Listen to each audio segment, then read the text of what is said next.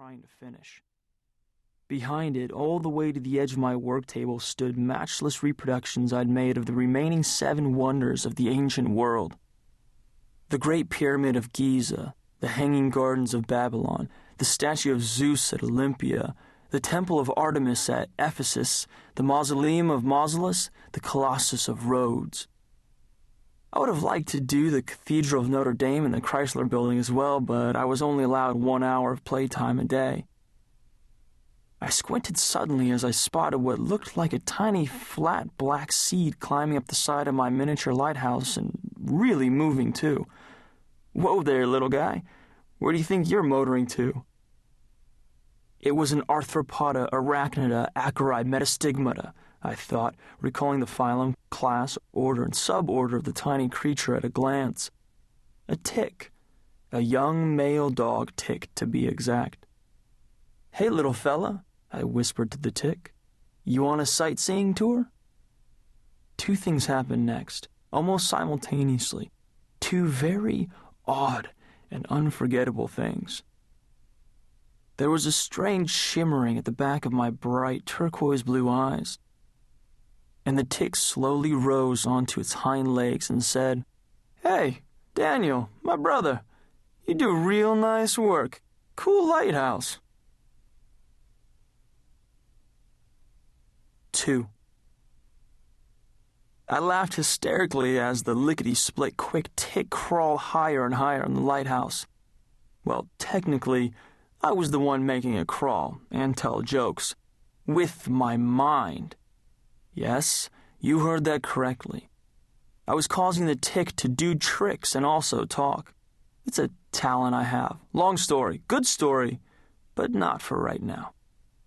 Something earth-shattering was about to happen at our house.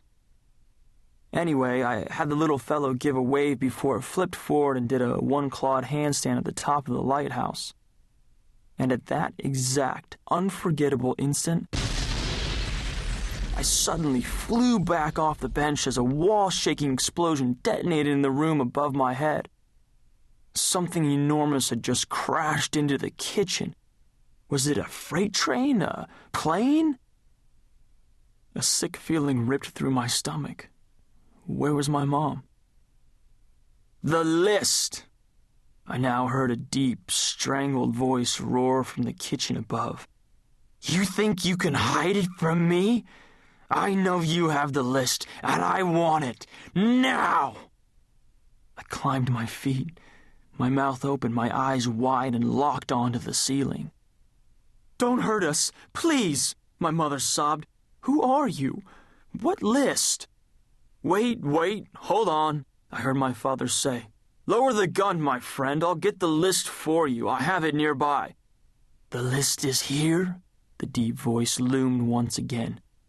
"Right here, in this pathetic little hovel in Kansas, of all places?" "Yes. Now if you'll just lower the..."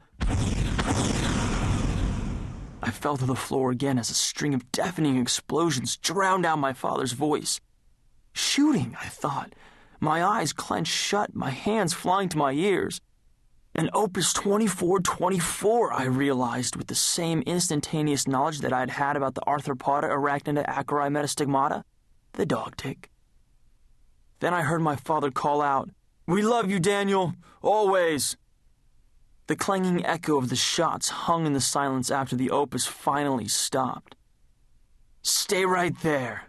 Don't get up, either of you, as if you could," the stranger said with a nasty laugh. "I'll go find the list myself." "Mom?" I thought, tears flooding down my cheeks. "Dad?" Then another terrible thought entered my mind, and it was bright and urgent as a neon sign. "The aliens are here," I whispered, and reached up and clicked off the basement light. I prepared to be eaten, or maybe worse. 3. I was trembling and pressing my small, vulnerable body up against an old water heater, petrified about what might have just happened to my mom and dad, when a beam of violet-tinged light shone down the stairs into the basement.